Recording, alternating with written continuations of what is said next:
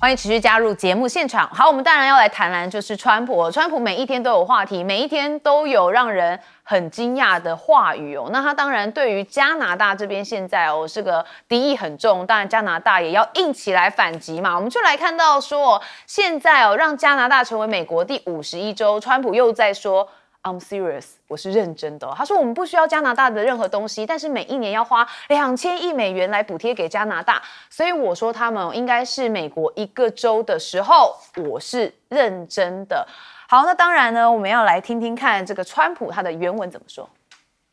And remember, with Canada, we don't need their cars, we don't need their lumber, we don't need their energy, we don't need anything from Canada, and yet it costs us $200 billion a year in subsidy to keep Canada afloat.So when I say they should be a state, I mean that. I really mean that. 好 ，OK， 我看到他讲说这个认真的，但是他现在也讲说，其实加拿大的选举其实这个他说他改写了，他真的是介入还讲改写，很会讲好，但是现在呢，他们新任的总理卡尼他说外国领袖是不可以决定我们的选举结果，如果不尊重我们的主权，两国就是无法恢复谈判，也踩得相当的硬。那加拿大外交部长梅拉尼乔利他也是非常硬他说唯一能帮我们赢得这场战争的是美国人自己，他们能向立法者传达讯息，我们可以赢得美国人的心所以看出来这加拿大现在不断的在硬起来，也对川普这个是没在客气。那加拿大现在去美国的旅游警告也更新了，因为现在美国是要求这个游客如果逗留超过30天的话，必须要登记，那要求适用于前往美国的加拿大人跟其他的外国人，所以加拿大这边就说好啊，那我就更新我们对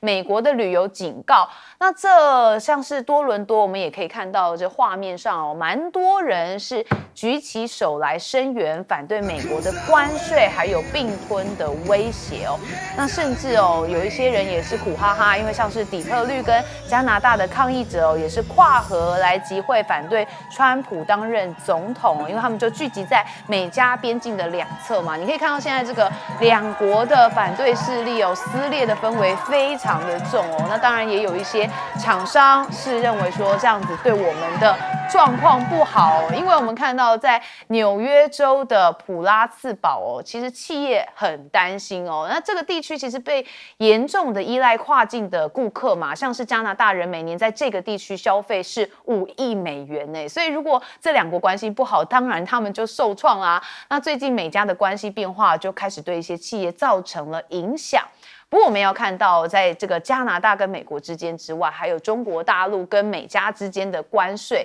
那现在加拿大这个对于这个被中国也是课征了像是这个水产部分增加25%的关税之后，现在这个加拿大的龙虾出口商就说我们很受伤，因为说我担心价格会下降，那希望看到联邦政府跟中国来进行对话，尽所能的降低这些关税。那中国这边当然也考虑要因应美国跟加拿大的关税他们现在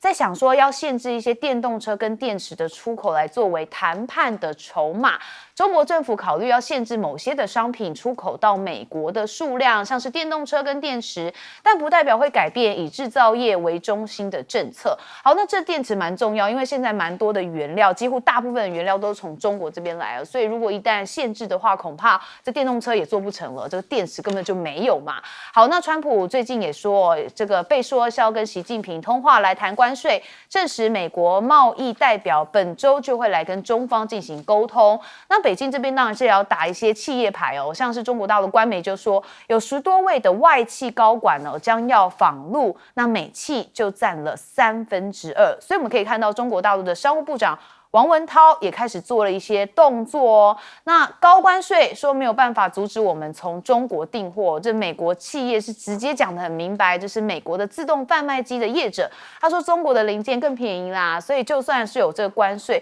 我也没办法阻止我从那边订货，因为中国是便宜又容易买到那现在要看到美国它是不是有一些回力镖也打到自己身上，因为现在川普想买蛋，但是呢他本来想从欧洲买蛋，但欧洲这边对他很冷淡，谁叫你要对人家这个做那么多关税，而且还有那么多报复的行为？那德国网友还嘲讽他说：“好啦，如果你要买蛋可以，我要课你500%的关税。”所以现在美国面临一个问题，就是因为他们这个复活节就有蛋荒嘛，所以佛州人说：“那我干脆吃这个鬣蜥蛋好了。”我们不是南部很多的绿鬣蜥吗？就是那个鬣蜥吼。那美国要进口1颗蛋来应急哦，所以就是也把这个鬣蜥的蛋拿来要煎欧姆蛋。那交易呢，现在就说，其实可以转压在美元翻空哦，因为华尔街分析师去年初的时候就普遍预期说，今年美元会走强，因为川普减税跟放松监管，渴望可以刺激以及限缩这个 Fed 的降息空间。那如今经济前景乌云密布，已经强化了市场对 Fed 到2026年1月可能降息3次的预期哦，所以现在整个世界局势因为川普真的是大乱。好，我们先来问彬哥。我觉得川普真的有毛病，他一直不断的去跟加拿大讲这个话到底干什么？而且你讲的根本也不是事实，你真的都不需要加拿大的东西吗？你确定？你美国每年从加拿大进口多少东西？如果你真的都不需要加拿大的东西，那上次安大略省一说要断你的电，你不是立刻紧张了？你就不敢调人家的关税，不是吗？所以我觉得你很多事情你要看事实是怎么样而定，而不要老是在嘴巴上占便宜。美国跟加拿大本来就彼此互相需要，只是加拿大确实每年从美国赚了不少钱。那你们应该是坐下来谈，协商大家怎么慢慢的去把这个贸易逆差的问题做一个解决或做一个缓解，而不是莫名其妙就一直在嘴巴上吃人家豆腐，然后就说人家是美国的第51州。那不然你就签命令啊，叫美军直接进攻加拿大。你敢这样做吗？所以我觉得这样无端的在自己的盟友之中找敌人，这真的是很奇怪的一个做法，而且还去直接讲说我改写了加拿大选举，你是公然介入别他国的政治，介选呢？对，这会不会太夸张？所以我觉得这种作为恐怕美国民众慢慢很多人也会看不下去，而且实际上跟加拿大交恶到底对美国有什么好处？我实在是想不出来，这两个国家就直接就是邻居。其实他们过去就直接从加拿大跑美国，美国跑加拿大，都是这样。那你现在一定要彼此之间把关系弄到如此恶劣吗？所以我真的不懂川普这样做到底对美国有什么好处，我实在是搞不太清楚。他这样只是恐怕不只是失去加拿大人支持，连美国人自己慢慢对他都会慢慢失去耐心了。那至于说对中国大陆来说，你一直想要去制裁中国大陆，当然中国大陆也会反击嘛，这是很正常嘛，来而不往非礼也嘛。那只是说，双方应该都是各自评估，选自己受伤害最小的产业，然后去给对方制造更大的创伤。那问题就在于说，川普现在给人家感觉是，他到底实际政策是什么？他要对中国大陆制裁到什么样的状况，到什么样的程度？目前好像也未明。然后他前2天又自己公布说，习近平可能很快就要来美国访问。那到底是怎样？你到底是想跟习近平交好，还是不想跟他交好？所以双方都虚虚实实啊，我觉得现在双方都还在测试对方的底线。那可是问题是，大家彼此的手中握的筹码在哪里？我想彼此心里头都越来越清楚。所以有的时候虚声恫吓，我觉得没有太大的意义。到最后可能还是要看真正的筹码来见真章啊。那美国过去很多企业确实依赖中国大陆的一些廉价的零件啊，一些廉价的这些原材料啊，然后才能够赚钱。那现在你阻止他去跟中国大陆买这些东西的话，那你就要去想想看，他要从哪个地方找到替代的东西。如果找不到的话，那美国这些企业怎么生存下来？那我是没想到，堂堂美国有一天也会缺蛋，跟台湾一样。可是我也觉得很纳闷啊，他怎么不去跟巴西买蛋呢？我们台湾都会去跟巴西买蛋，为什么美国不买？巴西蛋有什么问题吗？巴西离美国还比较近，为什么他宁愿跑去土耳其跟韩国？对啊，那么远，他为什么不在巴西买？这个很耐人寻味啊，是巴西没有蛋吗？还是怎么样？大家自己去想想看。但是问题是，你过去一直在对欧洲这些盟友不断呛虾，人家现在回敬你刚刚好而已啊。所以我真的觉得，川普这种烽火外交已经演够了，差不多可以停了。好，烽火连天，烽火外交真的是让大家都看傻眼。大使，其实啊，我们这个政坛上有什么死亡之握啊，或者说就是说你支持的话，反而怎么讲，反而害死对方啊。那这个我就想起来，当时在美俄交恶的时候嘛，对不对？那时候很多人就访问这个普丁说，美国选举你支持谁？你支持川普还是支持这个拜登？那普丁每次都讲，我很喜欢拜登啊，对，结果人家说哇，普丁真的高，因为他一喜欢拜登的话，那这个讨厌普丁的人都不会投票给拜登，所以他是怎么样？就故意陷害拜登，就是说我喜欢拜登，所以呢，我就怀疑川普是不是他说我很喜欢自由党，其实他很讨厌自由党，所以说我支持我现在觉得比较支持自由党。你知道现在加拿大人每个人都很讨厌川普啊，那个加拿大人提到川普都咬牙切齿，这么样羞辱加拿大，把他们的那个以前的那个杜鲁道讲成什么杜鲁道州长，到现在他还讲 Governor Trudeau， 到现在还没有改口，可见他多讨厌杜鲁道。后来我发觉讨厌杜鲁道人不止川普，要跟他接触过的人很奇怪，都很讨厌杜鲁道。我说的是各国的领袖所以就变成就是说，今天川普是说，哎，我很支持自由党，是不是他事实上想帮这个保守党，想帮保守党，因为自由党目前这个新任的这个党魁，那么兼首相，他这个卡尼是一个强将，哎，他这个不但这个学历这个学霸出身，然后对于财经问题非常深入，不但做过加拿大的央行行长，还做过英格兰银行的行长，这个好行长。所以这个人现在一出来的时候，这个加拿大有被怎么讲呢？他团结起来这个气势。当然，加拿大的选举最迟要在今年10月左右就要选了，要不然他这个卡尼也可以随时宣布解散国会就是说对他有利的时机，他宣布解散就立刻选所以现在这个加拿大的政情随时有变化我觉得川普也是在密切观察啦。那我觉得他说我认为啦，他说他要支持卡尼就是害卡尼。加拿大人说卡尼原来是你这个川普喜欢的，我就不投给他。所以呢，这个政治就是这样。不过川普讲话我是不太了解，他说美国每年补贴给加拿大2000亿，请问什么叫补贴你说加拿大从你那边得了2000亿美元的好处，可以这样说，你怎么叫补贴呢？补贴是你美国政府拿钱出来才叫补贴，你人民之间、商业之间的团体之间互相的交易、互相的贸易，怎么能算成补贴呢？所以我觉得这个川普其实他背后有一个很大的野心，他自己觉得他可能要在美国历史上留名的话，他要开疆辟土，那就先柿子软的吃，他真的想把加拿大给并吞。不过现在目前来讲的话，看起来他是搞砸了，因为他这个手法太粗糙，而且讲话太难听现在加拿大人事实上是群起而攻之原来还没有那么强的民族主义跟国家认同，现在都被川普给刺激起来。所以我觉得川普这个如果他真的想并吞加拿大，我只能说他的方法错了。好，加拿大人也不是吃素的嘛，对不对，舰长？川普的前顾问也是现在传统基金会的经济学家摩尔他说他其实不了解那个为什么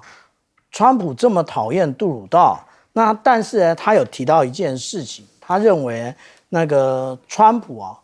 他的一个有关于政治人物的相处，他认为说川普认为说这个政治就是个人与个人之间的。那不过我们看到这个《纽约时报》还有提出一种可能，为什么川普这么讨厌杜鲁道我们看看我手上这张照片，这不是八卦新闻这个是《纽约时报》他拍出来，在2019年 G7 的时候，我们看到川普在旁边，美国第一夫人梅兰妮亚，然后那个跟这个杜鲁道这个有关于这个脸颊的这个亲吻，这当然是国际礼仪啦。是。那但是呢，那个梅兰妮亚感觉很陶醉这是不是就是川普那个生恨的最主要原因那因为这个实际上来讲，这个提问不是我个人所提出的，这个是《纽约时报》它有类似的这种说法那我们看到现在这个加拿大为了因应这个状态，他现在的一个总理那个卡尼，他说他在原来10月要进行的这个国会大选呢，他提前到4月28号举行。为什么？因为他认为名气可用。现在这个我们刚刚在那个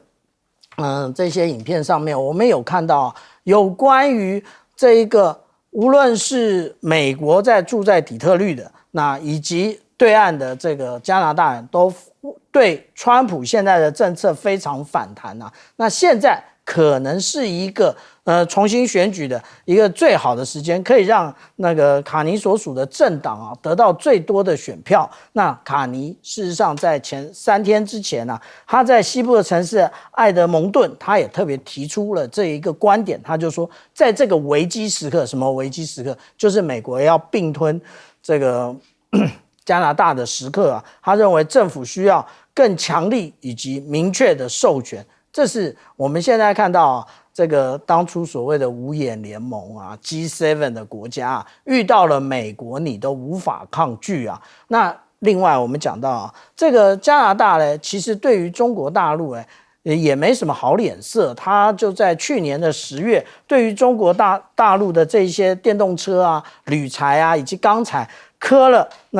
开始加科关税啊。那当然。中国大陆现在对于这些国家啊，从来不示弱。你只要对我加科关税，我绝对也是回应你啊。它回应的结果是什么？回应的结果也就是对于加拿大的水产品猪肉加征25%的关税，加征25%的关税。想一想，对照于这一些从澳洲进口的这些水产品的话，你加拿大的产品瞬间没有人要买了。所以这个是非常有效的啊。那另外还有对于这些菜籽油、油饼以及豌豆啊，加科100%的关税，那这一些其实对于加拿大的畜牧业也会有相当大的影响。另外啊，也就是另外一个怼上这一个中国大陆的，也就是墨西哥。但是中国大陆没在怕的，当初说好比亚迪要到墨西哥去设厂，现在我怀疑这些技术会到美国去，所以不设了。墨西哥怕了吧？好，我们休息一下，马上回来。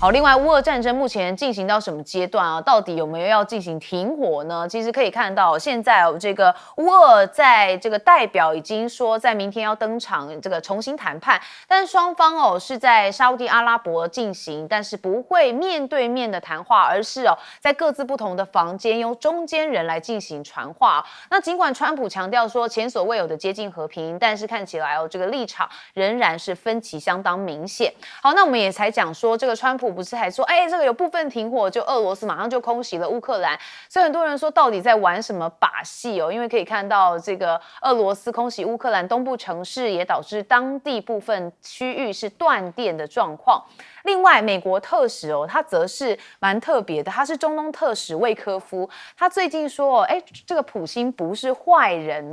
他是讲说，他觉得他非常坦率，他蛮喜欢他的，但是他也是认为说，这乌俄战争最大的障碍就是在乌克兰被俄国占领的4州以及克里米亚的主权问题。他说这个议题是房间里的大象。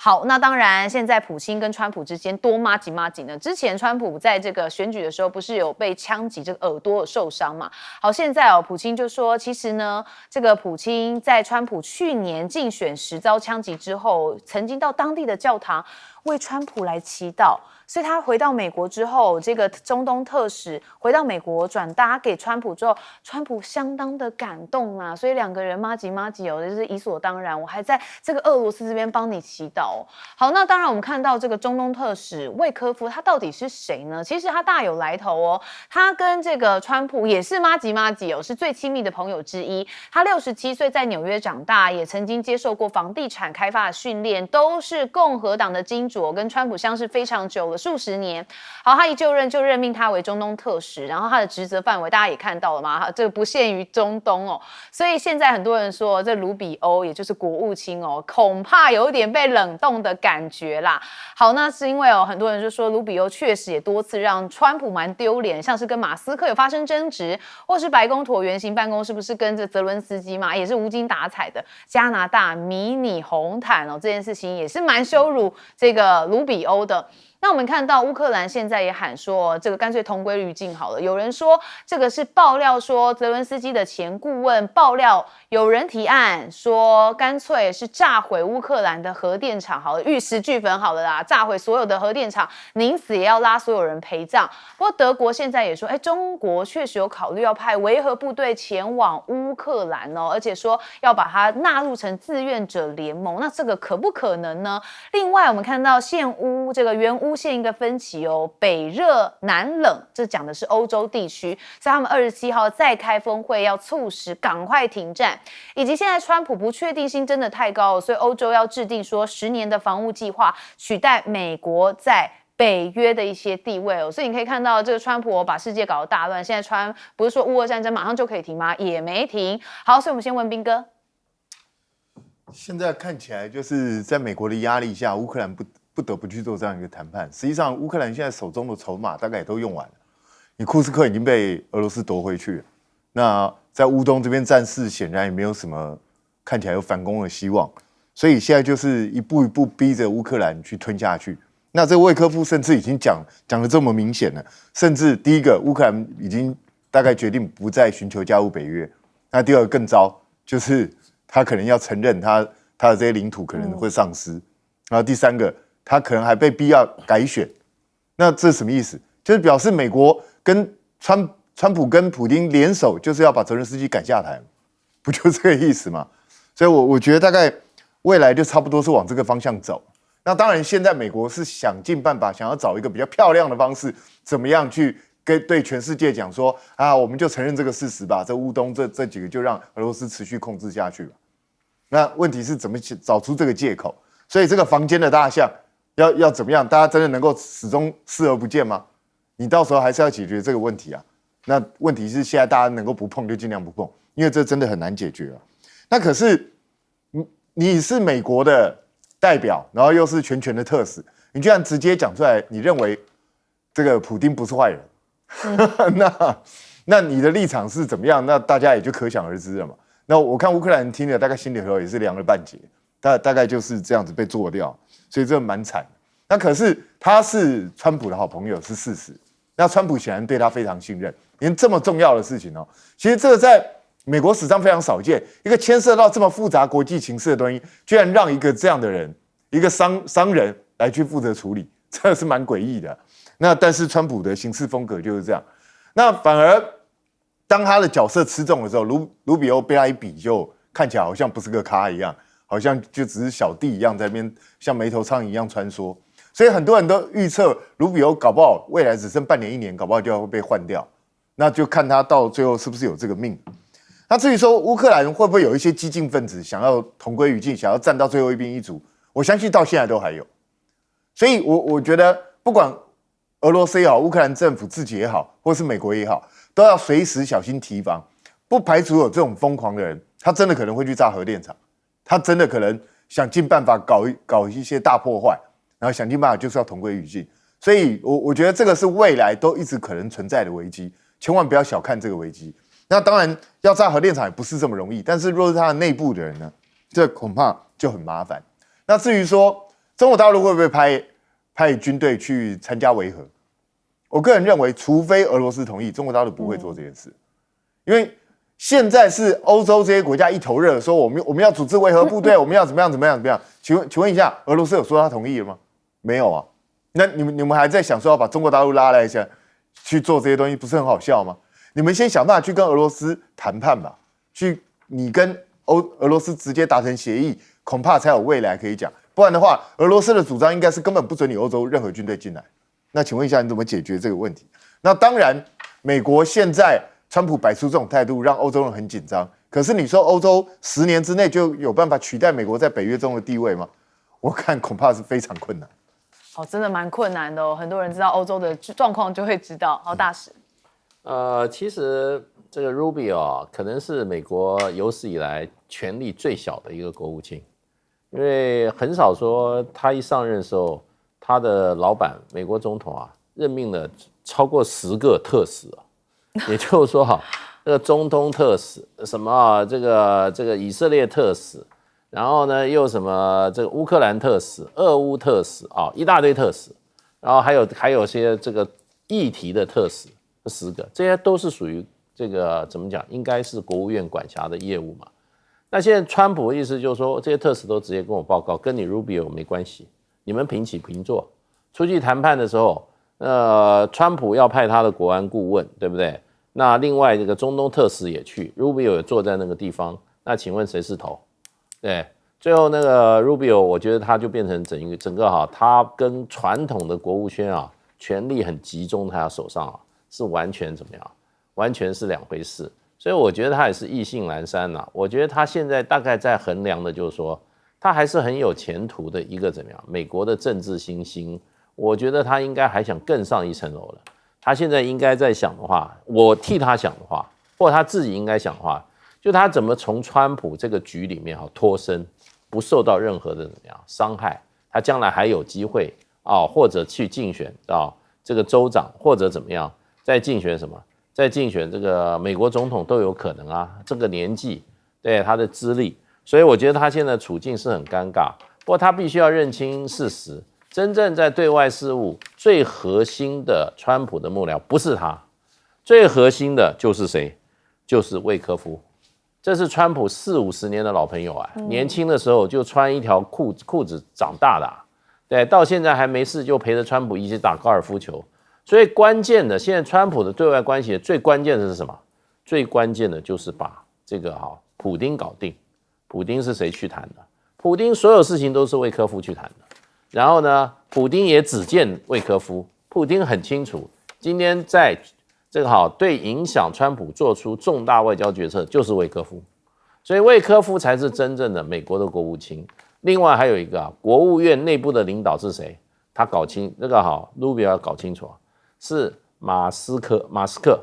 因为什么？马斯克要帮助川普来裁并掉国务院这么大衙门里面这些民主党的余孽。跟怎么样一些冗员，那居然Rubio 还起来反对，跟马斯克吵架，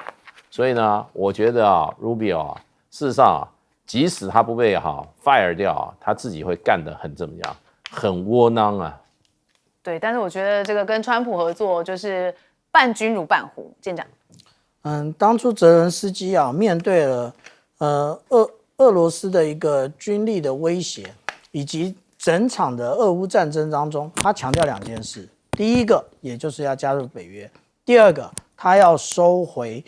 克里米亚。可是呢，他不但加入不了北约，因为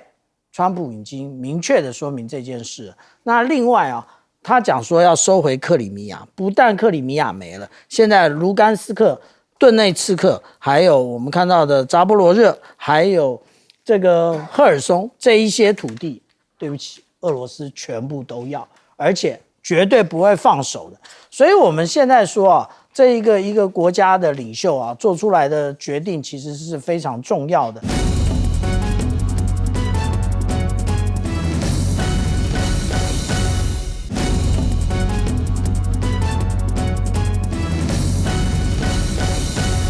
美中之间的关系呢，现在双方要对谈的吗？那对谈的话，川普抛出说对等关税其实有弹性的。他怎么讲呢？他说：“哎呀，大家都朝我讨论关税问我是不是有例外？但如果先例一开的话，就必须适用所有人。不过弹性弹性这2个字呢非常重要，所以呢，现在具有弹性基本上是对的。那川普表示呢，跟习近平会谈之后呢，他说我跟他有很好的关系，但我们也有1兆美元的逆差。”那现在看到了，包括了何立峰呢，现在也会晤川普的麻吉议员，他重申反对经贸问题政治化，说反对政治化、武器化还有工具化，要建立在各个平台上面，对等的平台上面。那戴恩斯怎么说呢？他说现在访问正值中美需要讨论一些重要议题之际，他也坚信建设性的对话，这也是他多年访问大陆的宗旨。那现在包括了这个美国要逼中国大陆履行川普在首任的任期的协议第1任任期的协议那现在美国的商贸易代表呢，现在审查川普第1任期达成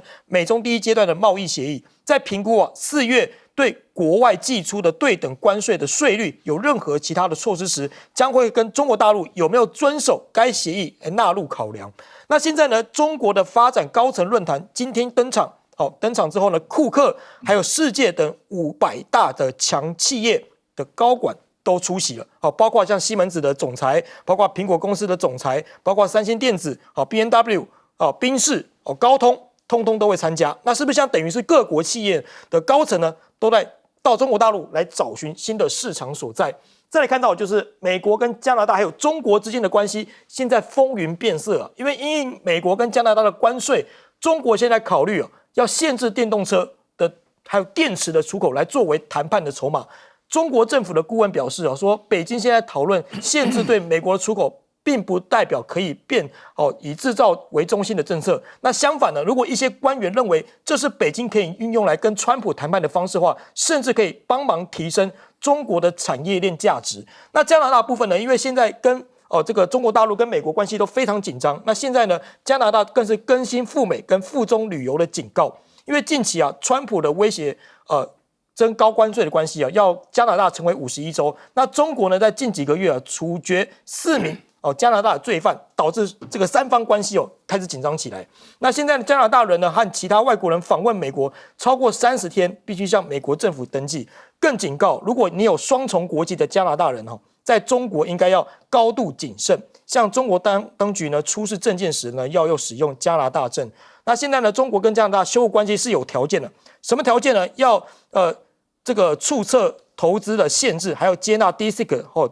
对等贸易的一些关系，还有北极的合作，应该采取一个开放的态度。这个是中国驻加拿大的大使，他说加拿大政府呢必须取消近年来对中国投资的这个设置的限制，称加拿大向中国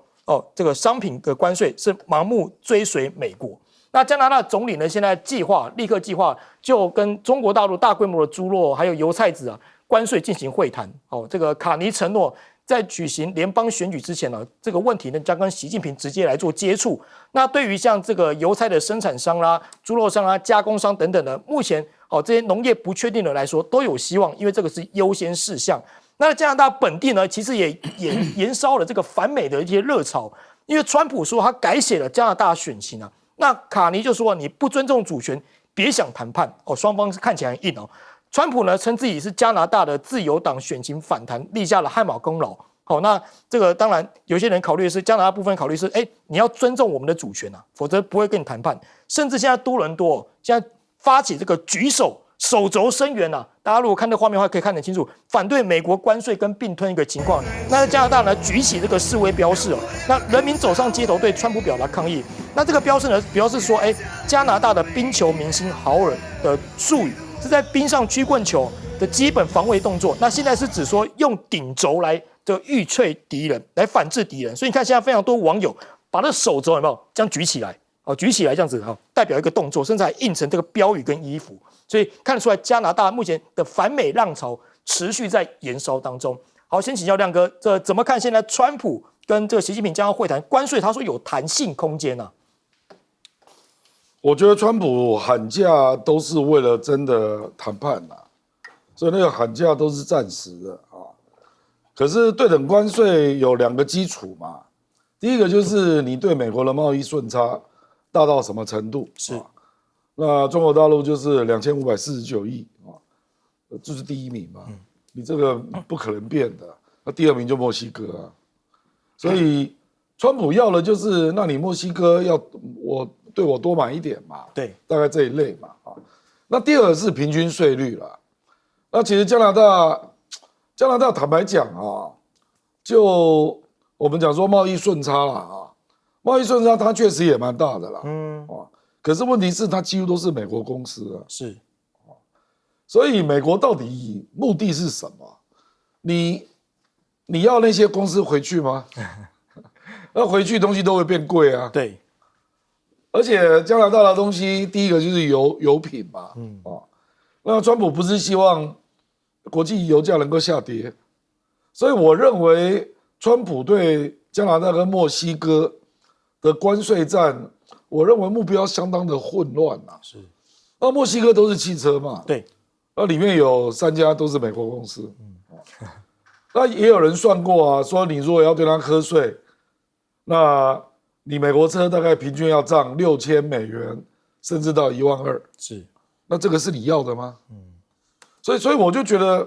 他对中国那个就比较明确了，就是要中国多买一点。对，那中国现在当然就是跟他硬干嘛，加2次10%，中国完全看不到让步了，而且我也看不出他会让步了，是，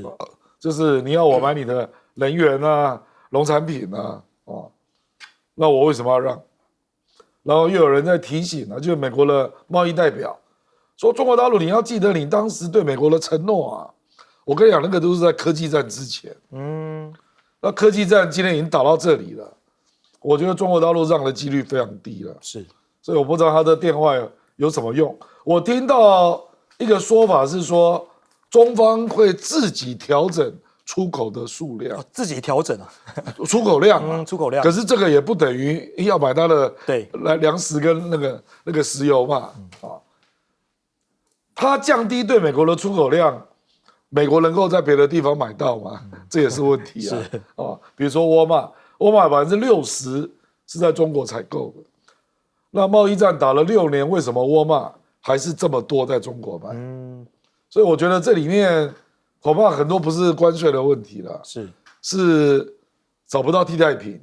是市场决定的啊。那即使你加了关税，我还是必须在中国买。算一算，总成本还是比较低，是因为你找供应链也有成本呢，那关税税率啊，我觉得现在最忧虑的是印度了。因为印度的平均税率17%，韩国也很忧虑了，韩国13.4%，美国只有3.3%啊，我们台湾是6.5%，对啊，所以我们台湾担心了，2个都担心了啊。我们税率6.5%，其实在亚洲不算很高，可是我们的顺差很大，739，所以最近也传出来嘛，说台湾承诺要跟阿拉斯加买天然气嘛，对，不是吗？对，还有要去那边投资嘛，对，我觉得这些就比较有逻辑上合理啦，美国天然气其实比别的国家要贵啊，可是我们就是没办法，对，因为你贸易顺差是事实，那可是其他国家就不一定了啦，就是事实上我们周边的国家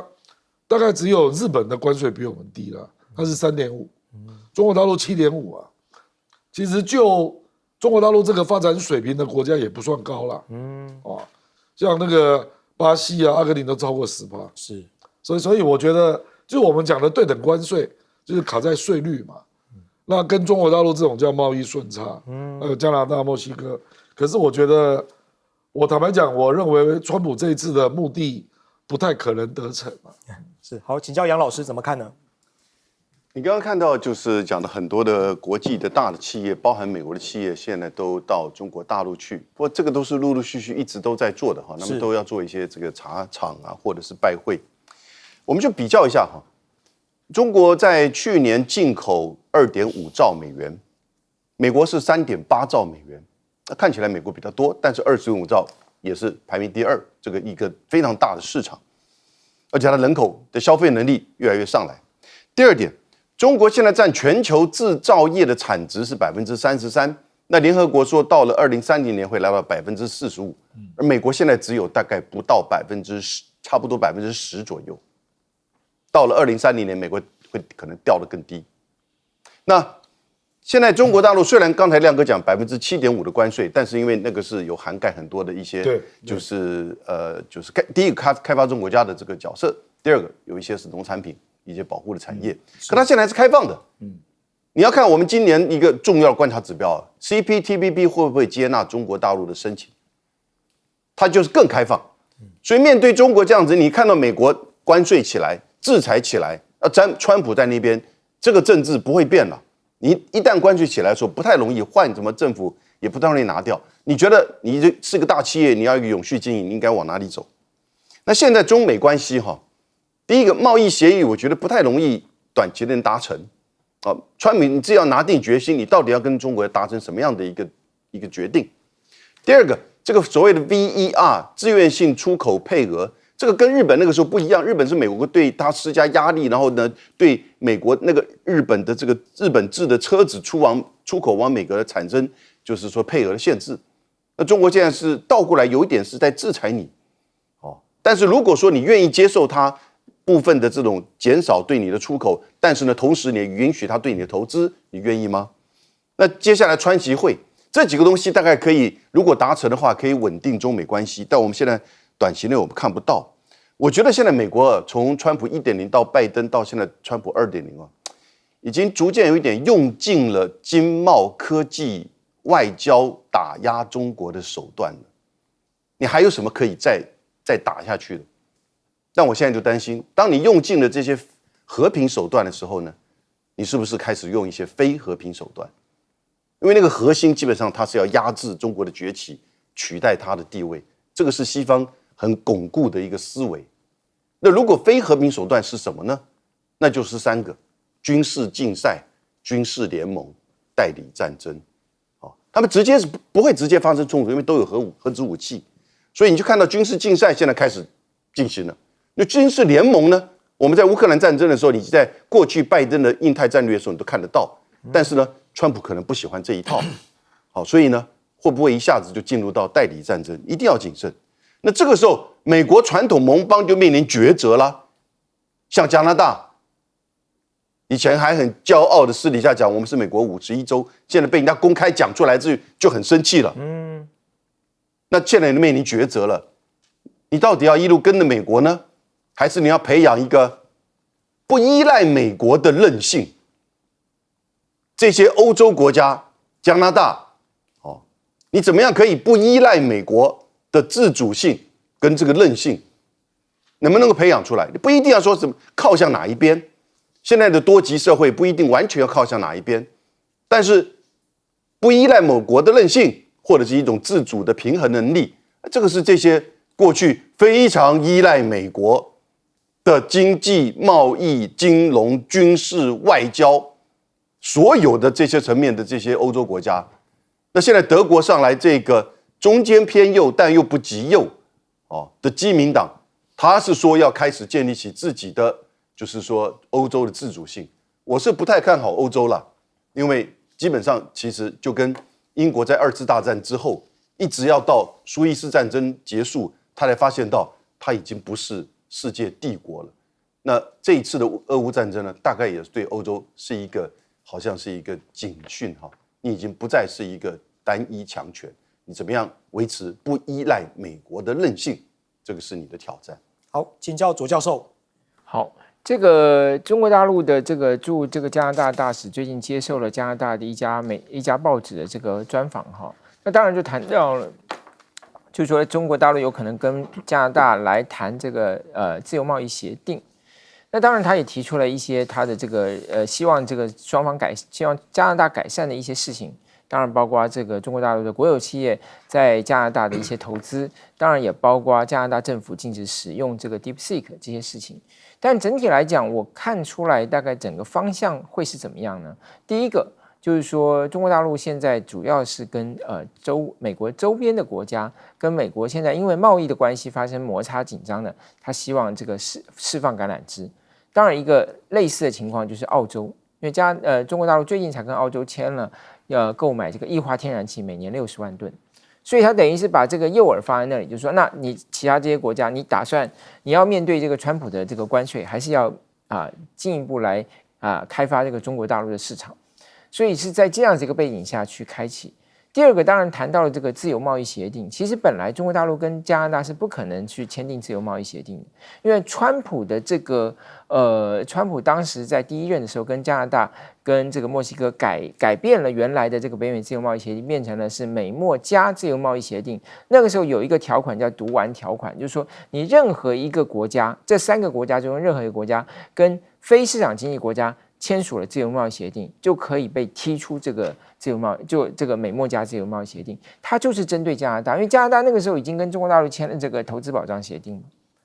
那是为什么现在中国大陆要提出这个呢？那就是说，你看，你跟美国签了，你加拿大跟美国签了自由贸易协定有什么用？川普要来关税，还是来关税啊？对不对？他以前跟你签了北美自由贸易协定，说改就改了，所以那为什么不来跟中国大陆来谈这个东西？所以我觉得他其实是有很强的这种，就是大家一起来去应对川普这个巨大变数的这样一种号召。那么也有一点就是说，表示说中国大陆会是一个遵循多边贸易规则这样子一个主张，就说哦，如果美国放弃了多边这个秩序，那中国大陆愿意把它承接起来。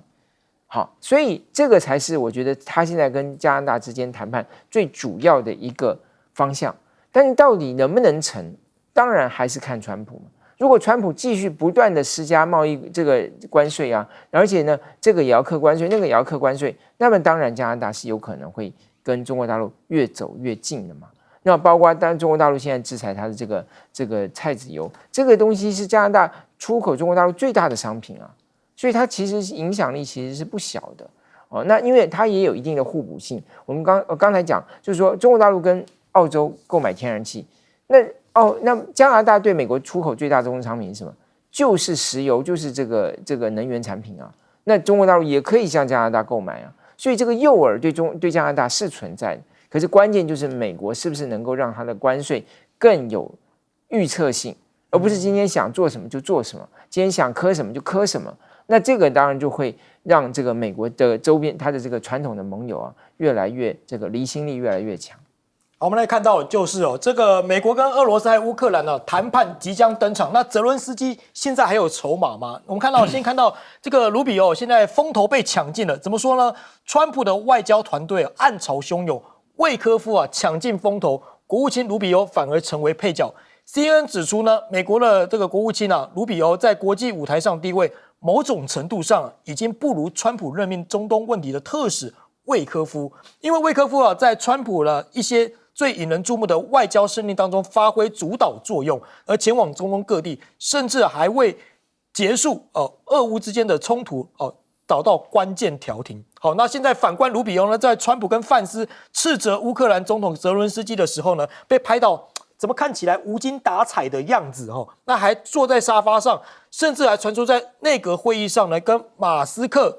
发生争执。所以那现在看起来泽伦斯基有筹码吗？明天要登场了，双方不见面分房讨论，川普车和平进了。因为俄罗斯跟乌克兰谈判代表将在24号在沙国进行谈判，双方其实不会面对面的谈话，而是各自在不同的房间透过中间人传话，中间人就是美国。那现在美方乌克兰特使证实，双方将进行所谓的接近式的谈判，这个有点像是在饭店各自穿梭的那种穿梭式外交。那甚至华盛顿邮报呢也报道说，谈判呢由华府居中来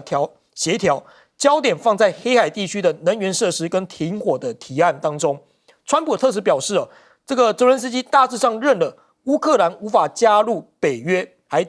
同意举行大选。这个中东特使他接受访问的时候直接讲说，要达成和平协议乌克兰就不能成为北约的会员国。相信泽伦斯基大致上已经接受了。那现在和谈的关键在乌克兰是不是要对领土来做出让步？这个是这个关键。那现在呢，乌克兰你难道要拉人陪葬吗？他的前顾问现在爆料说，有人提案说要炸毁全乌克兰的核电厂。他说，一旦乌克兰战败时呢，就要炸毁所有的乌克兰核电厂，不仅要摧毁能够攻击到俄罗斯的核电厂，也要炸毁我们自己的设施，确保敌人无法夺取可是这样的情况呢，这被形容是握着手榴弹的猴子所以有这样的传言出来。那甚至现在俄罗斯跟乌克兰加强无人机的空袭，莫斯科击落47架，基辅呢摧毁了100架所以你看那个照片，到处都有这种战争的还是持续的感觉。那德国媒体呢直接报道说，中国现在考虑加入乌克兰的维和行动的自愿联盟。德国的这个媒体引述消息人士报道说，中国正在考虑参加潜在的乌克兰维和部队的行动，将中国纳入志愿者联盟，有可能就会提高俄罗斯对于维和部队进入乌克兰的接受度。那再看到现在欧洲其实呈现一个分歧的意见那德国现在会甩掉病夫的困境因为川普的不确定性因素太高了。现在欧洲要制定10年的防务计划，取代美国在北约的地位这个英国、德国、法国与北欧国家目前正在制定计划，打算在未来的5到10年之内呢，逐步接管美国在欧洲的防务任务，减少对华府的依赖。那现在有抛出说这个重新武装欧洲，但是前景不明。这个西班牙的这个首相直接抛出说，反对欧盟使用重新武装一词。那意大利的总理同样认为说，重新武装一词呢也有误导性所以这两国现在有跳出来。这个对于这样前景的计划是不明的一个情况。好，那德国呢？刚刚提到德国是不是要一甩掉病夫的困境呢？德国现在国会啊要大手笔重新武装援助乌克兰来开绿灯哦，要提供大概新台币1077亿元的军事援助。那结束10年的财政谨慎哦，德国呢现在要开始花钱了吗？因为过去啊德国是比较谨慎的财政的，结果呢现在要直接要开始花钱了。德国国会现在通过了债务刹车的改革法案哦，那这个法案呢将超过德国的 GDP 的1%的国防开支，从债务刹车中呢限制中豁免，将设立5000亿的欧元特别基金用在基础建设。所以呢，接下来德国会迈入这个赤字支出的新阶段。先请教亮哥，亮哥你怎么看这个三边的这个谈话？分房讨论，这个大家过去好像比较少见到。表示不会有结果了，不会有结果。好了，这个东西是这样啊，就是你也要看乌克兰在各自的房子里那个人是谁了。是，我告诉我，拉夫罗夫根本就不想去了。那我不知道。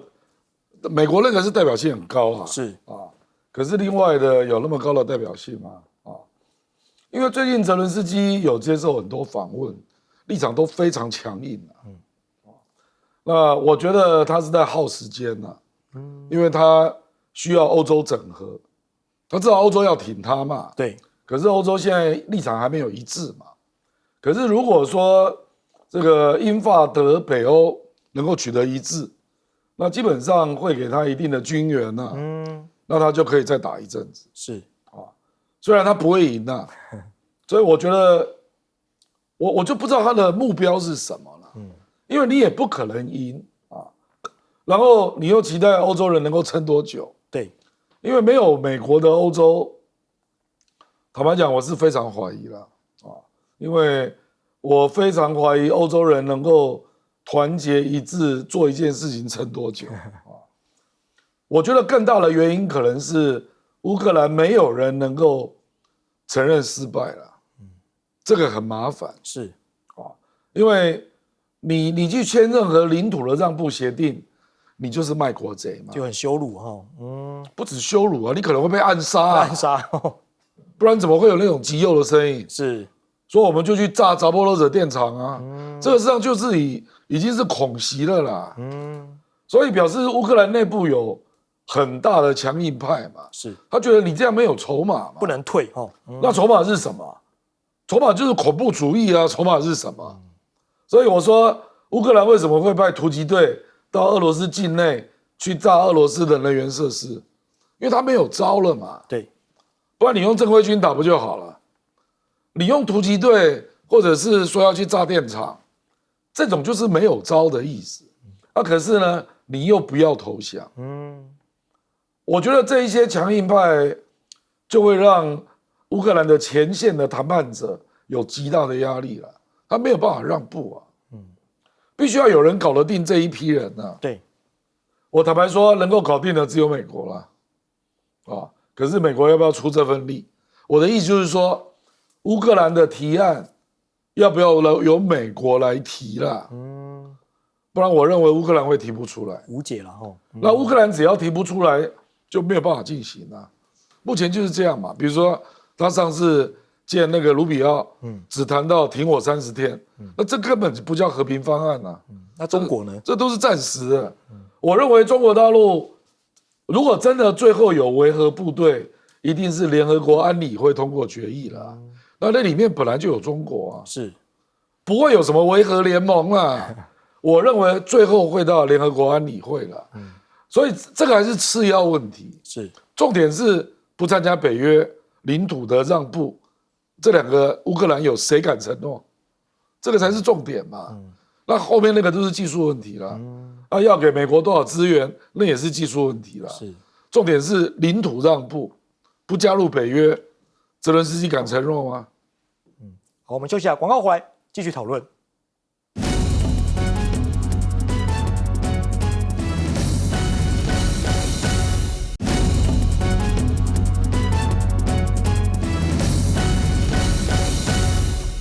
欢迎回来新闻大白话，我是罗旺哲，来请教一下杨老师，杨老师怎么看明天要登场这个谈判那美俄乌他们会拿出什么样的策略呢？我谈一下美国好了。好，Rubio，我觉得 Rubio 在这个美俄乌谈判当中，他是有一个角色是没错哈，但是他被川普看穿了。被看穿了。其实 Rubio 做国务卿啊，是小才大用，他根本没有那个能力。他过去其实是一个古巴裔，然后呢以这个反共反中，然后呢叫得很大声，代表着共和党的这个极右翼，然后呢得到就是佛罗里达西班牙裔的支持，做参议员。是，他被中国大陆，他也被俄罗斯给制裁。那但是呢，他没有那种做外交谈判更不要说有大战略的这个能力，不具有。你看他两个事情，我觉得他在中东跟几次就是拉夫罗夫谈判，显然他被比下去了，他被那个魏科夫就是提到的川普任命的中东特使给比下去了。魏科夫是谁啊？魏科夫只是川普的好朋友，是这个交易高手，但是呢，他就是个房地产大亨，犹太裔，因为他过去几十年就是跟人家谈判这个房地产，所以呢，果然。虽然没有外交经验，但是谈判上他把这个 Rubio 给比下去，所以后来整个都是魏科夫他在主导。然后呢，但是川普用 Rubio 是大位小用，他用了一个大位，如这个国务卿的位置，但把他用的很小，为什么？没有办法，因为这个人是小才大用，因为他就让他去处理中美洲巴拿马的问题，然后呢，派他去，因为你是国务卿嘛，派他去谈判。跟俄罗斯谈了几次，可是另外那个国安顾问呢，是来自于佛罗里达的众议院的议员呢，也是一样小才大用，根本没有那种战略的思维，也没有外交谈判的能力。所以这一次川普呢，看到 Rubio 就知道，其实这个人呢，大概只能扮演一定的角色，但 Rubio 这个人很政治，所以他会扮演去牵制这个马斯克，他会扮演的在这个对反中的议题声音喊得很大声，这个角色川普都觉得说，目前扮演的还好，可是呢，不是真正的会用他，所以我说川普用他是大位小用。